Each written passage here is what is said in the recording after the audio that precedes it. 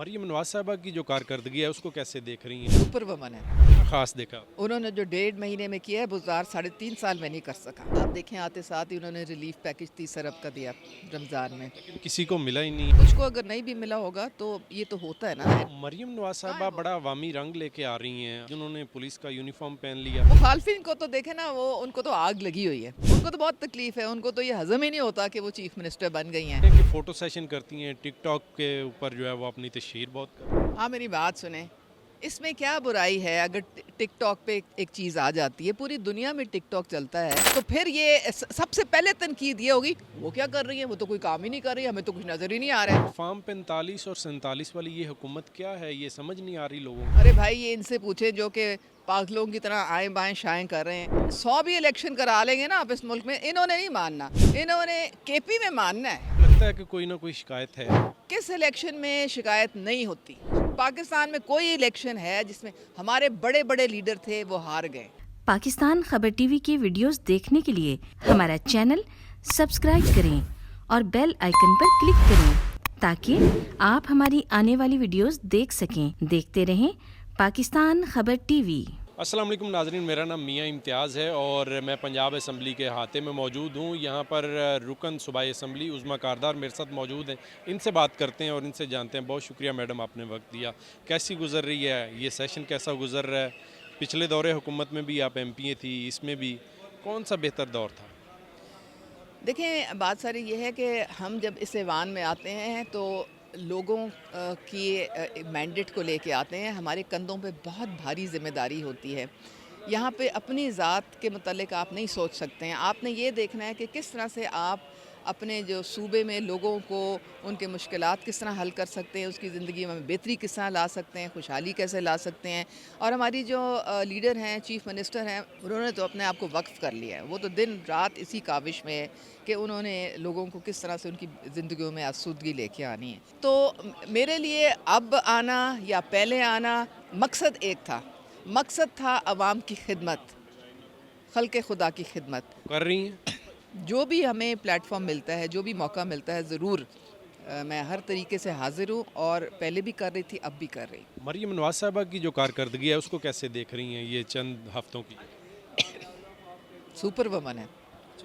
क्या खास देखा? उन्होंने जो 1.5 महीने में किया है बुज़दार 3.5 साल में नहीं कर सका। आप देखें आते साथ ही उन्होंने रिलीफ पैकेज 30 अरब का दिया रमज़ान में। लेकिन किसी को मिला ही नहीं है, बहुत कम लोगों को मिला है।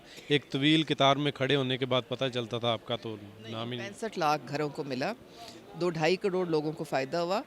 कुछ को अगर नहीं भी मिला होगा तो ये तो होता है ना, एडमिनिस्ट्रेशन में कहीं ना कहीं फ्लॉस तो रह जाते हैं। फिर उसके बाद देखें कि 16 रुपए की रोटी उन्होंने इंश्योर किया है कि सब पूरे सूबे में मिले। 800 रुपये कम किए हैं 20 किलो जो थैला है आटे का उस पर। तो ये हर हालत में उन्होंने ये इंश्योर किया है। प्राइस कंट्रोल मैजिस्ट्रेट्स पर जो कमिटीज़ हैं वो फ़ाल हैं। ACs DCs जो हैं वो स्पॉट चेकिंग कर रहे हैं, मॉनिटरिंग कर रहे हैं। ये कुछ भी बंदोबस्त नहीं था लास्ट टेन्योर में, कोई किसी किस्म का कीमतों पे कंट्रोल नहीं था, कमिटीज़ ही नहीं थी। तो इन्होंने वो किया है जो कि हम 3.5 साल मिन्नतें करते रहे बुज़दार से कि खुदा के लिए ये चीज़ें आप करवा दें। ये असलम इकबाल ही जो हैं ये नहीं मानते थे। वो तो मानते थे। वो वहाँ डिफेक्टो चीफ मिनिस्टर तो फ़राग होगी थी। उनकी जो बॉस थी वो फ़राग होगी थी, और फ़राग होगी की बॉस कौन थी बनी गाला में, वो आप सबको पता है।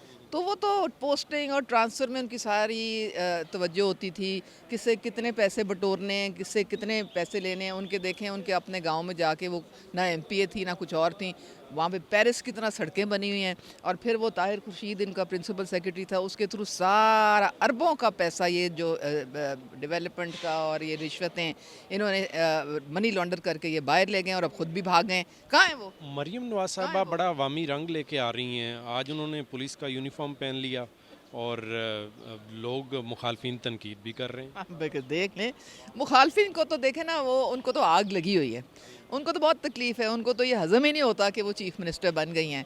और ना सिर्फ चीफ मिनिस्टर बनी है, उनकी कारकर्दगी इतनी सुपर है कि वो जैसा सुपर वुमन की तरह वो काम, और मतलब वो रेस्ट करना तो उनके डिक्शनरी में है ही नहीं। सुबह 7 बजे वो शुरू होती हैं, रात तक वो काम कर रही होती हैं, और हर चीज़ पे उनकी नज़र है, हर चीज़ वो खुद मॉनिटर कर रही होती हैं। तो ये बड़ी खुशकिस्मती है इस सूबे की कि उनको इस टाइप का एक तासुर ये भी देते हैं कि फ़ोटो सेशन करती हैं, टिकटॉक के ऊपर जो है वो अपनी तशहीर बहुत करती हैं। हाँ, मेरी बात सुने, इसमें क्या बुराई है? अगर टिकटॉक पे एक चीज़ आ जाती है, पूरी दुनिया में टिकटॉक चलता है, तो वो बात नहीं है। उनकी अपनी तवज्जो सिर्फ काम पे होती है। लेकिन अगर आप मीडिया पे, इलेक्ट्रॉनिक मीडिया पे या सोशल मीडिया पे आप नहीं अपनी जो आपने जो काम की है, जो आपकी काविश है, वो आपकी प्रेजेंस नहीं है, तो फिर ये सबसे पहले तनकीद ये होगी, वो क्या कर रही है, वो तो कोई काम ही नहीं कर रही है, हमें तो कुछ नज़र ही नहीं आ रहा है। तो ये देखें ना, ये एक आप लोगों को भी पता है, हमें भी पता है कि media 4th pillar of the state है। सोशल मीडिया का दौर है, हर एक के पास स्मार्टफोन है, उससे 1 मिनट में पता चल जाता है, और सिर्फ ये काम का नहीं पता, हर चीज़ का पता चल जाता है। आखिरी सवाल है मैडम आपसे, ये फार्म 45 और 47 वाली ये हुकूमत क्या है, ये समझ नहीं आ रही लोगों को। अरे भाई, ये इनसे पूछे जो कि पागलों की तरह आएँ बाएँ शाएँ कर रहे हैं। 100 भी इलेक्शन करा लेंगे ना आप इस मुल्क में, इन्होंने नहीं मानना। इन्होंने केपी में मानना है, क्योंकि वहाँ पे इनकी 80-90% सीटें हैं। तो वहाँ पे तो इलेक्शन बिल्कुल फ्री एंड फेयर हुआ था ना, वहाँ पे तो कोई धांधली हुई ही नहीं। लेकिन जिस सीट से ये हारेंगे, वहाँ पे धांधली शुदा है। तो आपको लगता है कि कहीं ना कहीं हुई है। देखिए क्या था, हम एक सियासी जमात है, हमने भी इलेक्शन लड़ा है इनकी तरह।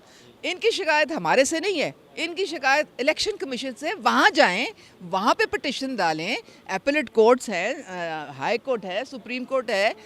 अगर इनके पास कोई सबूत है तो वहाँ लेके जाएं, वहाँ पे इनकी दादरसी होगी। आपको लगता है कि कोई ना कोई शिकायत है?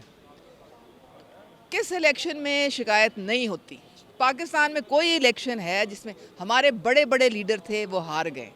साद रफ़ीक नहीं हारे, खुर्रम दस्तगीर नहीं हारे, राना सनाउल्लाह नहीं हारे, ये भी तो हार गए हैं ना। लेकिन इन्होंने पे साफ शफाफ हुआ है। रोना पीना, हाँ उधर साफ शफाफ हैं, उधर साफ शफाफ हैं, सारा साफ चली शफाफ चली है वहाँ पे। तो ये अब आपके सामने है कि ये इनकी क्या हरकतें। ये नहीं चाहते कि पाकिस्तान में इस्तेहकाम आए, ये नहीं चाहते कि मीशत दोबारा का पहिया चले।